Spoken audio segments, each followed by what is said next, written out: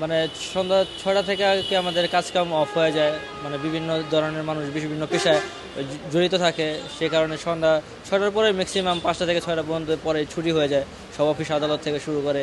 আমাদের ম্যাক্সিমাম যে আমরা মানুষ আছি সব আমরা আসি সন্ধ্যার পরেই। এই সন্ধ্যার পর যদি 6টার পর যদি মার্কেট টার্কেট বন্ধ হয়ে যায়, এটা আমাদের জন্য খুবই বিভ্রান্তকর সৃষ্টি হতে পারে, আমাদের অসুবিধা হতে পারে। সরকার সিদ্ধান্ত নিছে, সেটা ওনারা যেহেতু নিছে এটা ভালো নিছে, কিন্তু এটা জনগণের দিক দিয়ে একটু দেখা উচিত, কারণ 6টা তো হয় না, কারণ আমাদের যে বাংলাদেশের অনুযায়ী 5টা থেকে 6টার মধ্যেই সকল অফিস আদালত বন্ধ হয়ে যায়। আমরা ম্যাক্সিমাম মানুষই আমরা 6টার পরেই মার্কেটে আসি আর কি কেনাকাটার জন্য। মানে এই টাইমটা যদি আরেকটু বাড়ানো যায় তাহলে মানুষ মানে ভোগান্তি থেকে রক্ষা পাবে আর কি।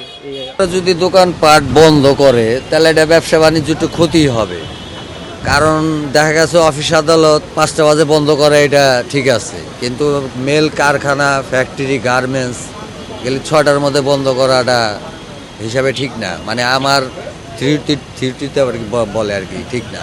কারণ একটা জিনিস হলে কি আপনার 5টার পর অফিস থেকে বাসা যাবেন, আপনার ফ্যামিলি নিয়ে একটু মার্কেটে আসবে, তাই না? তাহলে আপনি যদি 5টা বাজে সব বন্ধ করেন, আপনি আসবেন কখন, কিনবেন কখন, সবারই তো একটা দেখতে হবে। কিন্তু মার্কেট, হ্যাঁ, তো মার্কেট হিসাবে 8টা 10টা আর 9টা পর্যন্ত করলেই না মার্কেট, যত পণ্য জিনিসগুলো আর কি।